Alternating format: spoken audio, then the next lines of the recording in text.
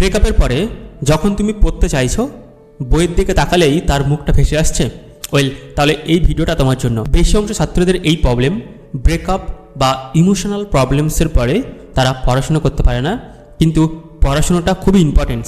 এই রিলটা তাদের জন্য যাদের ব্রেকআপ হয়েছে কিন্তু পড়াশোনার অনেক চ্যাপ্টার বাকি আছে। তোমাকে পড়তে হবে। ব্রেকআপের কষ্ট কেমন আমি যদি এক্সপ্লেন করি, একটা মাছকে জল থেকে যদি ডাঙায় তোলা হয়, মাছ যেমন ছটপট করে, ঠিক তেমন তোমার ব্রেন এখন সেই অবস্থাতে আছে। ডাক্তার হেলেন ফিশার, তিনি দ্য জার্নাল অফ নিউরোলজিতে প্রকাশ করেছিলেন। তিনি রিসার্চ করে এটা পেয়েছিলেন, যখন কোনো মানুষের ব্রেকআপ হয়, হার্ট ব্রেক হয়, ঠিক একই পেন হয় যখন সেই মানুষটার ফিজিক্যাল পেন হয়, এবং তখন আমাদের ব্রেন ইমোশনাল পেন অর্থাৎ হার্ট ব্রেক এবং ফিজিক্যাল পেন বন ব্রেক এই দুটোর মধ্যে পার্থক্য বোঝেই না, এবং তখন আমাদের অ্যামিগডালা হাইজ্যাক করে দেয়।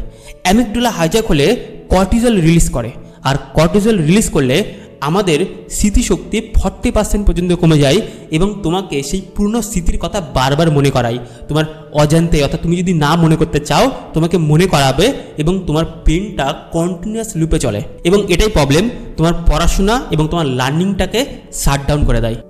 আমি যে টেকনিকটা শেয়ার করব, এই টেকনিকটা খুবই পাওয়ারফুল। এই টেকনিকটার নাম দ্য নিউরাল ডিসিপ্লিন হ্যাক। যখন তোমার ব্রেকআপ হয়েছে, তোমার সামনে পড়া আছে অনেক, তুমি পড়তে পারছো না, তোমার পুরনো স্মৃতি মনে পড়ছে, তখন তুমি একটা সাদা কাগজ নেবে এবং তোমার কি কি কথা মনে পড়ছে, কি কি ইমোশন আসছে, এমনকি তার নামে যদি খারাপ খারাপ কথা তোমার মনে পড়ে, সেগুলো তুমি নোট ডাউন করবে সেই কাগজে। সেই কাগজ তো কাউকে দেখাবে না। দ্বিতীয় step, sensory interpretations.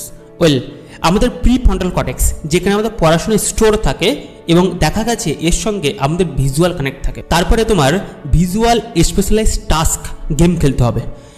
Puzzle visual game অনেক পাওয়া যায়, সেই গেমগুলো তুমি খেলতে পারো। সেটা কিভাবে পাবে আমাকে কমেন্ট করতে হবে, আমি তোমাকে পার্সোনালি ডিএম করে দেবো। দ্বিতীয়, যখন এটা করেছো, তোমার ভিজুয়াল কানেক্ট হয়ে গেছে, তোমার পুরনো স্মৃতিগুলো তুমি লিখে ফেলেছো, এখন তুমি প্রস্তুত হয়ে গেছো পড়াশোনার জন্য।